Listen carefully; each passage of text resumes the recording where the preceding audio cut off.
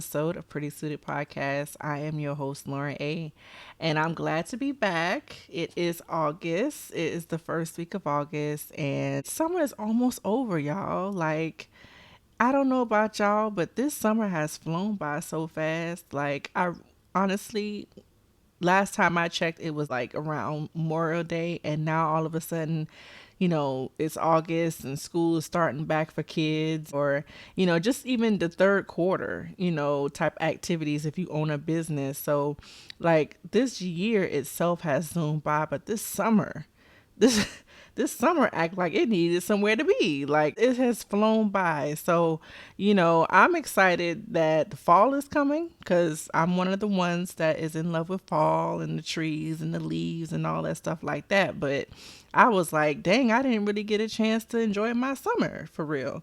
I didn't really travel that much. I've been a homebody. I've been just, visiting family, but I've been working and grinding and trying to stack up some money. But I just feel like, summer wasn't that lit for me, but it's okay.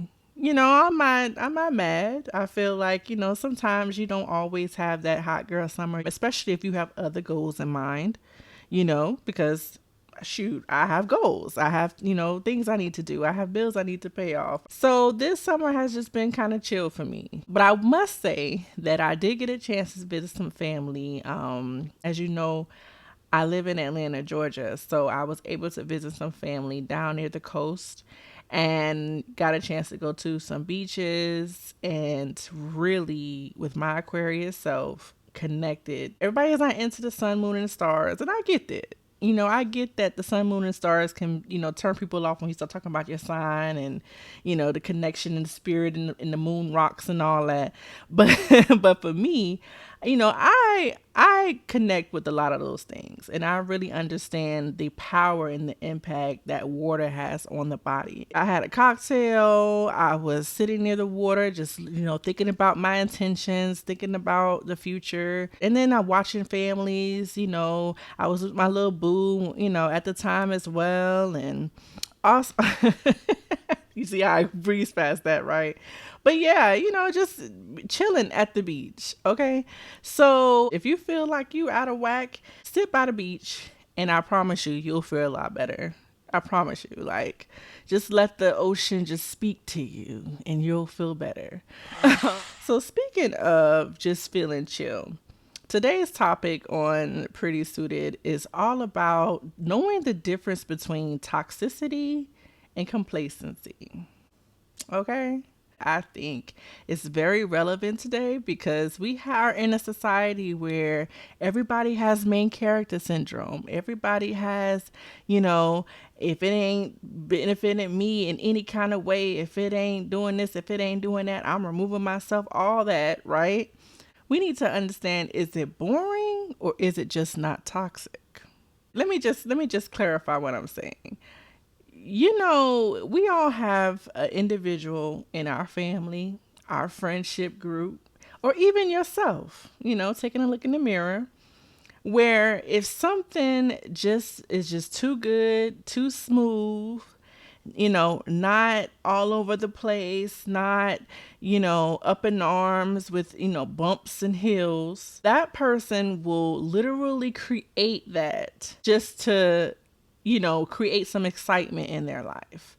Like, I'm talking about from relationships to jobs to shit, watching TV or whatever. Like, if it's not toxic, if it's not, filled with a lot high emotions and high energy, then you label it boring. But is it boring or is it just not toxic?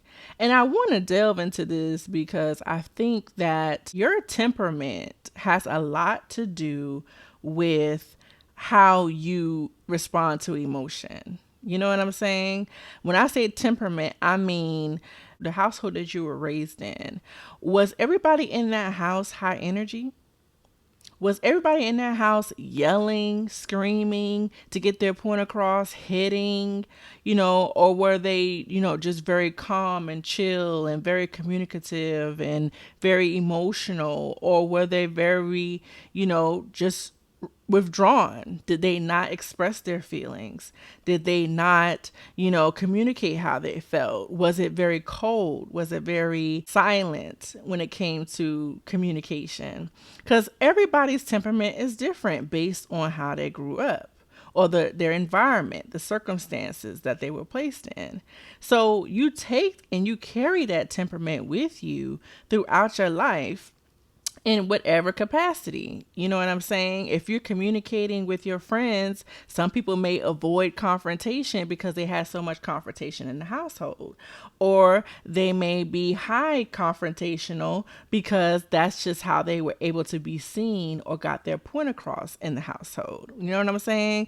So I think that you carry this, this way of communicating throughout life, but you can end up sabotaging situations based on that temperament. And a lot of times, especially people who have a high emotional or high intensive way of dealing with things, if it's not on that level, then they end up just saying, oh, this is boring and this is not for me.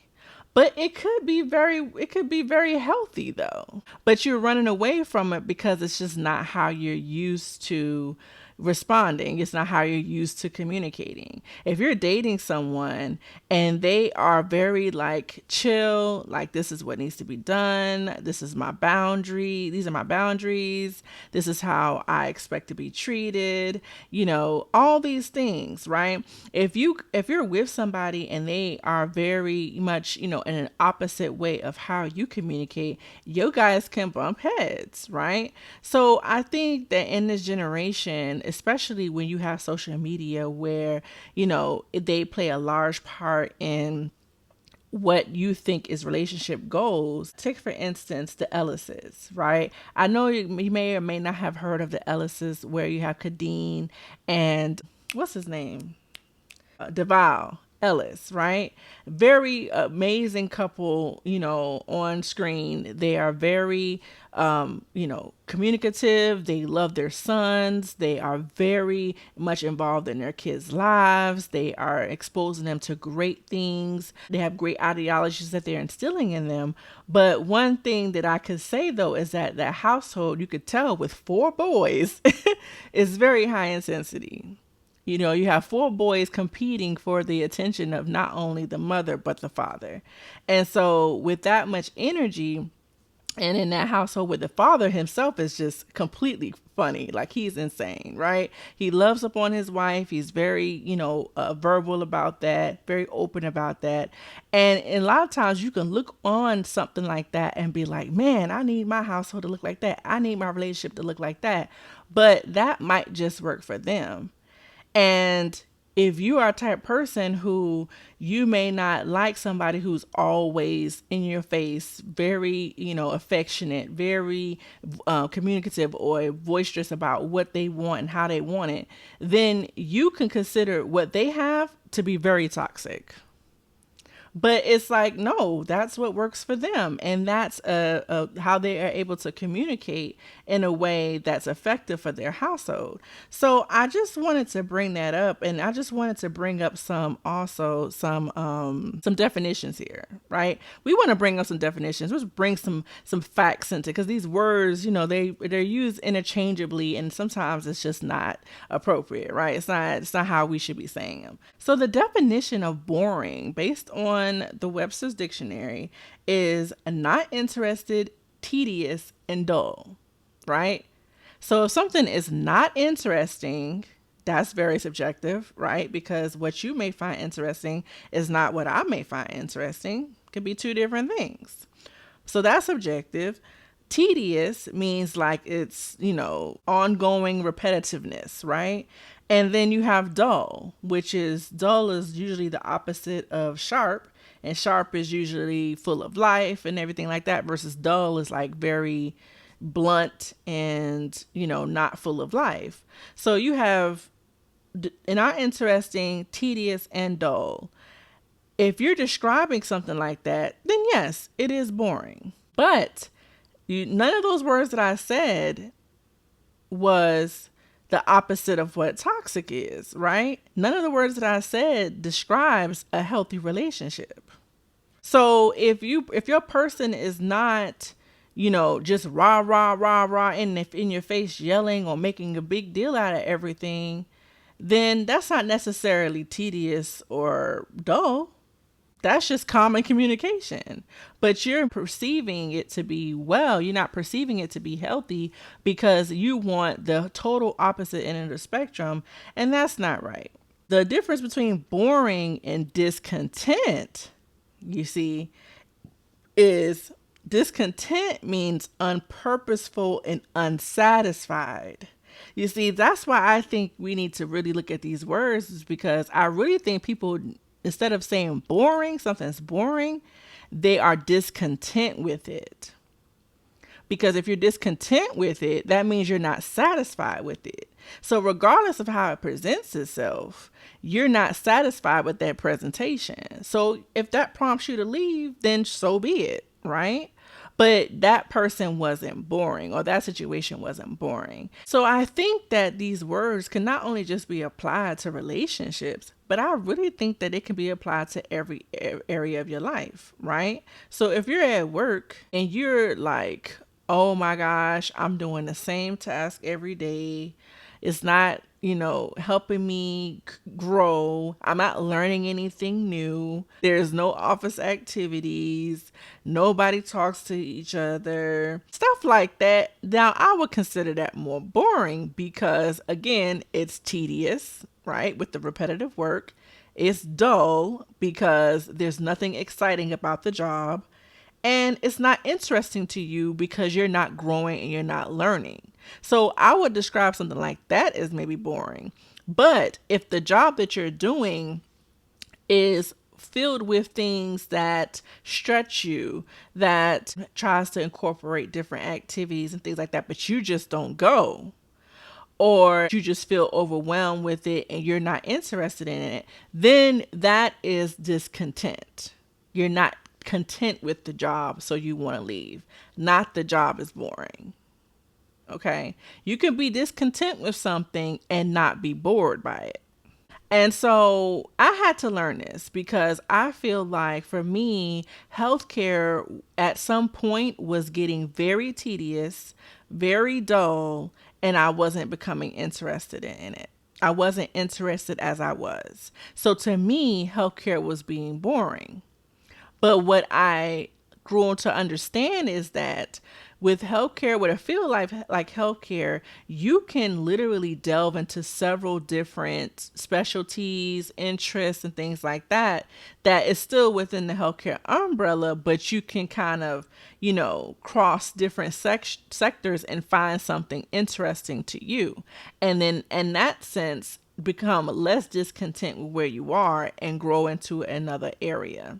So that has helped me a lot because it doesn't necessarily mean you have to leave a organization or career field in totality. You don't have to leave the whole thing. You can find different niches and different avenues of what interests you in the same umbrella, but just be creative in how you're going about it. And I think that's cool. I think, we don't really talk about that enough. I think, like I said, in this generation, if it doesn't work, one little thing, we're skedaddle. We're out of here. Like the whole thing, just leave it in the dust, close the door, block it. We ain't never seen it again. That's it. And it's like, dang, you just can't throw the baby out with the bathwater. Like, you can kind of relax and try to find something else that interests you. Same thing with relationship. Like, if it becomes very tedious and uninteresting, find something within the relationship that makes it exciting again. Unless something real crazy happens, like infidelity, or, they done had a baby on you, gave you a STI, something crazy like that, then I don't understand why you can't stay and try something else within a relationship. Like, you don't have to throw the whole thing away. And because the dating pool is so crazy and trash right now, we're really going to start to see the effects of our actions very soon. And what I mean by that is like this whole throw the baby out with the bathwater mentality is going to leave a lot of people in this generation alone and without families when we get older. I hate to say it. I hate to say it, but it's true. I think that when the people who in the age group between 18 and 35, when we get to our 50s, we gonna look around and be like, I guess I guess I guess I'll call the little caregiver lady. You're not going to have anybody to call upon. You're not going to have a legacy that you built upon because you spent your whole youth throwing everything out that just wasn't suiting you in the least way. Like, it's like, dang, give something time and a chance to develop and to spark your interest, or just voice that. Just say, hey, babe, we've been together for 3 years. I've been at this job for 3 years. Is there anything that we could do to kind of like help stimulate, my ability to grow? Is there a way that we can, maybe do some projects together? Is there a way I can transition to a different position, or you could create a position? Is there a way that as my wife or my husband, we can start going on trips more. We can do a hobby that we like pottery, or we can join, an aquatics club, or whatever it is that sparks your interest. I think that there are certain things that we can do to try to make it work, especially if the job or the relationship or whatever is a good one. And let's not even just leave out friendships. Friendships is the same way. I think friendships are often overlooked because, we expect that person to just always be there, right? We expect, day ones, right? Day ones to just always be around. But sometimes you grow out of friendships too. And when that happens, you feel like you don't have anything in common or whatever. And sometimes you do grow apart. Let's not lie about that. Sometimes you do grow apart. But I feel like if y'all guys haven't had any recent conversations of likes and interests, and you're just kind of just reminiscing off the past and not really growing and learning, with each other as adults, then you really kind of are not giving the relationship a full chance. Try asking what is it you like doing now? What is your interest now? What are your boundaries now? Let's go on vacation and do some things together. Let's, talk about our feelings and, how our parents are doing and things like that, like to really create more depth within the relationship. Because if you just keep it surface level off of things that sparked your interest when you were 17 and y'all was friends, then the relationship isn't growing. It's kind of stuck in the past. So it's really not growing at all. So, but if you need to toss the whole thing away, if all that has been done and it's just a no-go, then do what you got to do. But try a little bit of those things first, because people are valuable. Things are valuable. Jobs are valuable nowadays too. A good job. And so you really want to put all your effort into something a little bit before you just toss it. Because let me tell you, the grass is not always green on the other side. I gotta say it. Like I said, we all got this main character syndrome going on, and we just want to swipe left on jobs and swipe left on people and swipe left on opportunities, and thinking that it's going to be something greater along, because we got all these memes and all these inspirational quotes telling us it's something better, something always. It's like, okay, but if you're swiping left on everything in life just for the hope of something better coming along, you're missing out on a whole lot. You are. You're missing out on a whole lot. Now, that might sound contradictory to some things that I've said in the past, but not really though, because I feel like, yes, there are better things out there if you're dealing with some crap. If you're dealing with some crap, yes, there is some things better out there. We're not talking about that. If it's absolute crap, please push it to the side and keep it pushing. Okay. Nobody is saying that you have to stick with something that's terrible, abusive, detrimental, or just energy deflating for you. Nobody's saying to do that. Okay. Nobody wants you to go through life just with mediocrity and settling. Nobody's asking you to do that. But what I am saying is you have to do a full audit. You can't just say, oh, this person just smacked with their mouth open. Let me go ahead and just block. It's like, dang, what? And I was bad at that. I was bad at that. Let me tell you something, Lauren, I was bad at that. So what has to happen is that you have to do a full audit on the situation. Is that person a good person? Do they treat you with kindness? Do you even feel good around them? But I understand how, as a society, we've become so hyper independent that we are really kind of losing sight on the value of people and the relationships and things. Like, the danger could be that we are so dismissive of people that we're kind of desensitized to them being actual people, especially as bad things happen. We're like, oh, well, I guess that's another one that bites the dust. Like, y'all, we've got aliens coming. You know what I'm saying? Like, I'm not even coming. They're here. We all know this, right? They got aliens here, and the government literally just said that they got aliens hot. They're in the bunker, and they've been here for a minute. They said that. So if we got aliens here, y'all, and they talking about it, y'all, like it ain't no hush hush secret anymore. They really talking about it. Then stuff is getting ready to shift. So I think that it will behoove us to really start to band together as in humanity. Because what I'm trying to do is I'm trying to thrive. I'm trying to live life and I'm trying to thrive. So if we're just going around just saying, oop, you don't matter, oop, you don't matter, oop, you don't matter, oop, you don't matter, that doesn't seem very helpful for our future. That's all I'm saying. So let's get into our watch list of the week.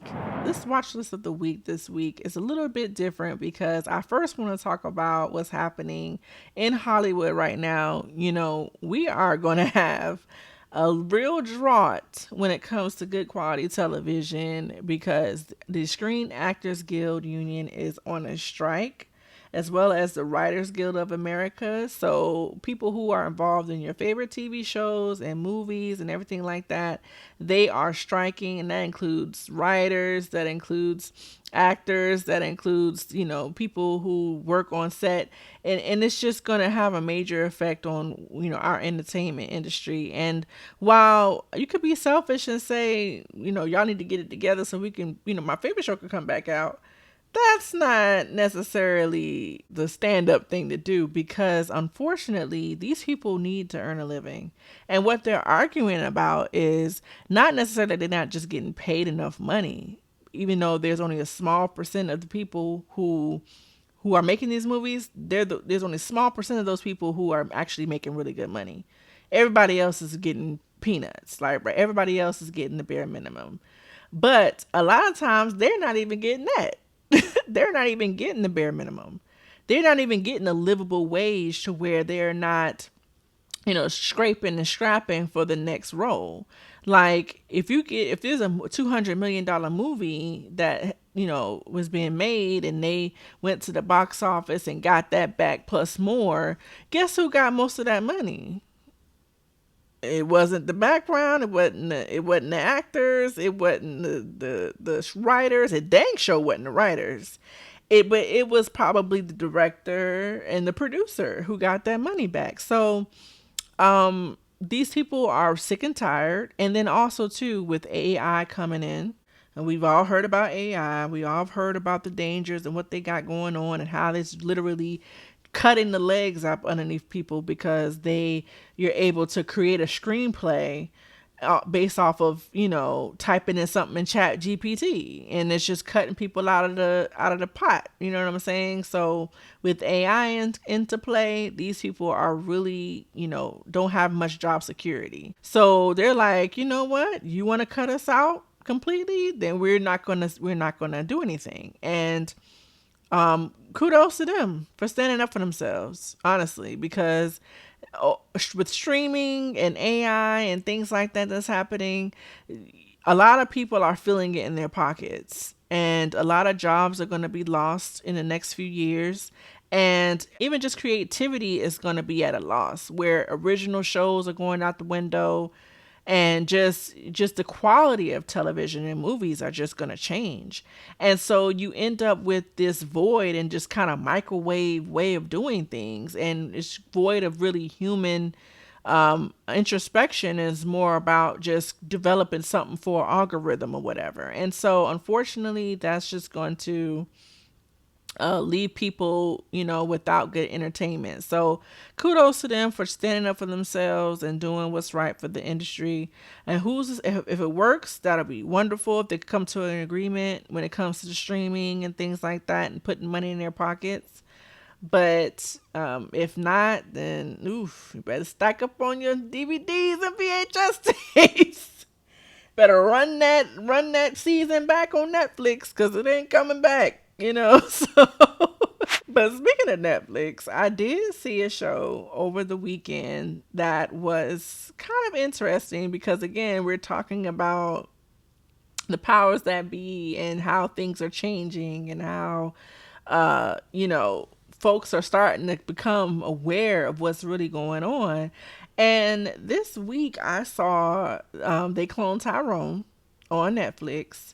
And we all know, I don't know who hasn't seen it, but if you have seen it, you understand that that movie it was different in a lot of different ways. Let me explain. First of all, I don't know what era this movie was supposed to be shot in. I understand that that may have been intentional because the conversation can be spread across different decades. But Jamie Foxx had like a afro wig with a part in it, and they were saying a lot of suckers and jives and whatnot. So you think that it's in the 70s. But then they started talking about Bitcoin, and they had, Beyonce on the wall and whatnot. So I was just like, okay, so that's new. So I don't really know what era this movie was in, but it was very informative because they just confirmed a lot of things that a lot of people have been thinking over time, and that's they're messing with a certain demographic, and they've been doing it for a long time. And when I say a certain demographic, I mean African Americans. I feel like, the neighborhoods and the food that we eat, the products that we have, the water that we're drinking, the air quality, the school system, and the systematic oppression has just been evident over the past few hundred years. And so it's very, it was very obvious in that film what they were trying to explain and express. But let's just talk specifically about the movie itself and how it was executed. The acting was good. John Boyega is just phenomenal and very, very handsome. And then you have, Jamie Foxx, and then you have the leading lady. She's always been good as well. And so the movie itself had great acting. That's not an issue. Even the dude who's on P Valley, I forgot his name, J. Alphonse, something like that. He is a very good actor as well. So the acting wasn't the problem. The issue was the execution of it, and I think that when it comes to the plot kind of, leading itself out, it was very obvious. It was very, you know, very stereotypical conversation when it came to like the black exploitation kind of speak and things like that. But again, like I said, I don't know if that was purposeful, but to me, it just felt very like, in your face, ignorant. You know what I'm saying? Like in the way they were talking and expressing themselves, like we get it. Overall, I'll give it about a good 6.5. You know, that's just how I feel. I give it about 6.5, just based off of the conversation alone.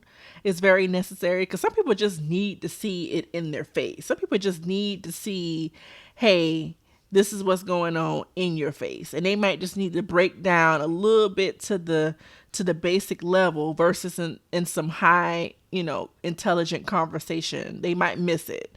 So sometimes you just need a little bit of it in your face to kind of get the point across. So if that was the point, then they did it. Then they did their job, right? But for me to have that conversation that they were having, I think it took a little bit more of a intelligent approach, or just a little bit more of like a complex approach. For example, like a Gone Girl type of plot or something like that. That would have made it a little bit more interesting for me. But that's just me. But anyway, check it out. It is on Netflix. It is called They Clone Tyrone. I'm not gonna give any spoilers, but I think that it's a good watch just to, see what's going on, and also just to appreciate the beloved Jamie Foxx, because I'm glad he's doing better right now, and living his life, and getting better. So kudos to Jamie Foxx for that. Now let's get into our tune of the week.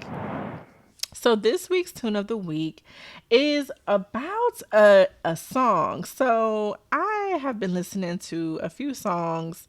I've been trying to get into some new music, because I literally stay in the 90s. My playlist is absolute 90s, early 2000s, maybe some 80s in there, but it's literally old school stuff. So I said, you know what, I'm going to start listening to a little bit more of the newer music.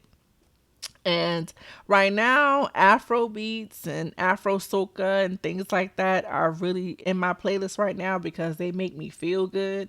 They give me that, especially when I was at the beach, they was giving me that, like I was in the Maldives somewhere. Like I was pretending that the South Georgia coast was the Maldives. So with that being said, I heard this song by Araya or Ara Star and Omale, I think I'm saying it right, called People. And the song, when you first hear it, you're like, is that what they're saying?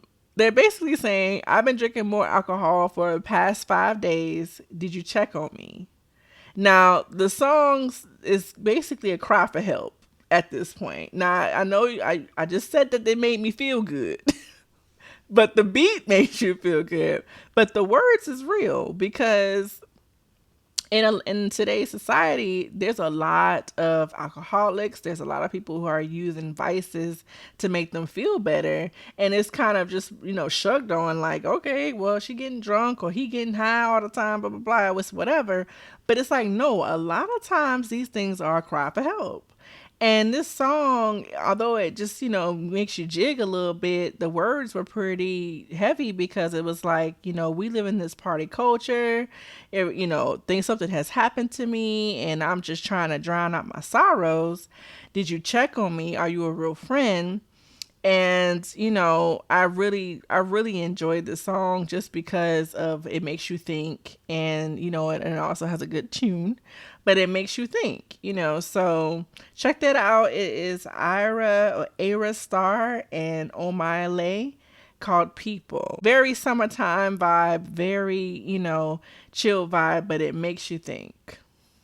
So that brings us to the end of this episode. Thank you for joining me again. And please engage, like, share, and subscribe. And, keep it going. Keep it going. I look forward to, interviewing some people in the next couple of episodes. So look out for that. And follow me on Instagram at @TheLaurenA. I deleted the Pretty Suited IG page just because I really want to consolidate the material. So just follow me at @TheLaurenA on IG, and also follow the Lowlands Media page as well. And I will see you guys soon. Bye.